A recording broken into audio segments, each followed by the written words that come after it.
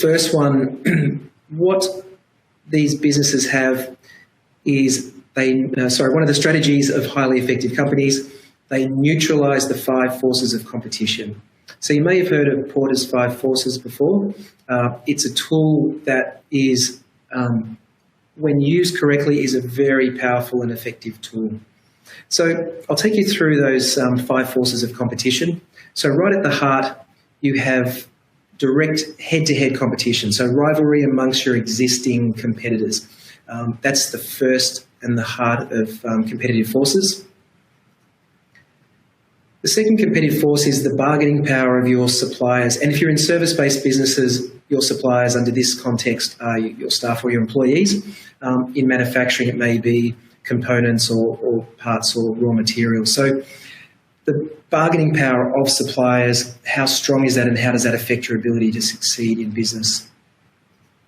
Then on the flip side, you have the bargaining power of buyers, so customers and consumers. How much bargaining power do they have and how does that impact on your ability to succeed in business? Then the next force of competition is the threat of new entrants to the marketplace. And we've seen lots of industries and categories disrupted by businesses such as Uber for the taxi industry, Tesla in terms of automotive. Even going back in time, Apple disrupted BlackBerry as a new entrant to that category. So how strong is the ability for new companies to enter and affect the ability to compete? And the last competitive force is around the threat of substitutes. So substitutes are not direct competition. They're alternatives that your audience or customers can have in terms of, alternatively in terms of buying your product or service. So, for example, on Father's Day, a drill is a substitute for a necktie. Or in business, Zoom subscription is a substitute for business travel. So they're the 5 key forces that affect competition. And if all of these forces are strong, it makes it virtually impossible to succeed in business and in any market sector, in any category. However, on the flip side, if you work hard to reduce and neutralise each of those 5 forces, the results of growth and profitability can be absolutely profound. Let me use a fantastic example. So Cirque du Soleil is a great case study in competitive strategy, believe it or not, and it applies to business. So Cirque du Soleil grew to an annual revenue of $1 billion pre-pandemic. And think about it, out of an industry, being the circus industry, that was in rapid decline, effectively a dying industry. Not only that, they were able to charge 1,000% premium over and above standard ticket sales. So it's a pretty good outcome given they're in a struggling, declining, dying industry, and to justify and sustain a price premium of at least 1,000%. So let's look at how they use the 5 forces of competition to create a really successful business model. So focusing in on the heart, they managed to reduce the competitive pressure against their direct competitors by being completely different.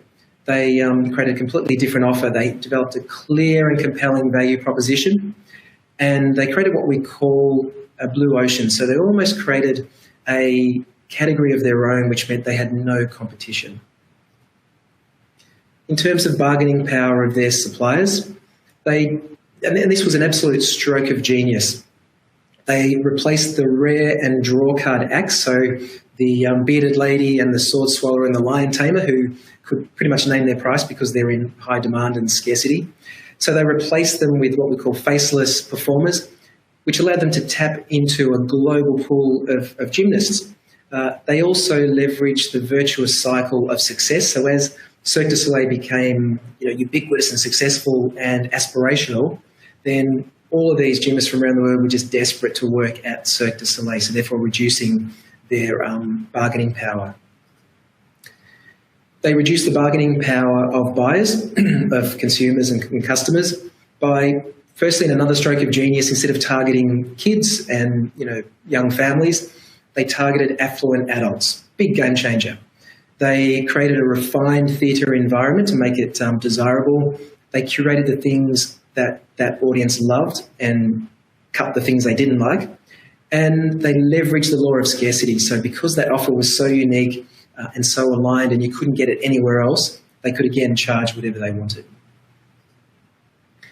They neutralised the force of competition of new entrants, and this was great through a distinctive offer which was delivered across every aspect of the product experience.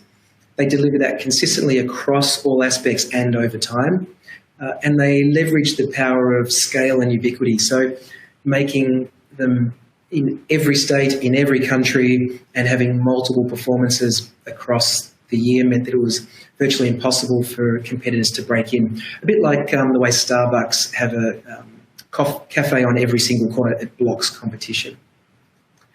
And the last one, they neutralise the threat of substitutes by pretty much matching all of the best bits of the substitutes. So theatre, movies, concerts, and even other circus were all potential substitutes. And they grabbed and borrowed the best bits of theatre, movies, and concerts. So that's how they managed to neutralise the forces of competition, and the results were immediate, well, relatively immediate. So over a short period of time, they scaled quite significantly. And as I mentioned earlier, they managed to become $1 billion business, which is, again, no mean feat. So a great success story, and you can see the brilliance across each of those aspects of the experience.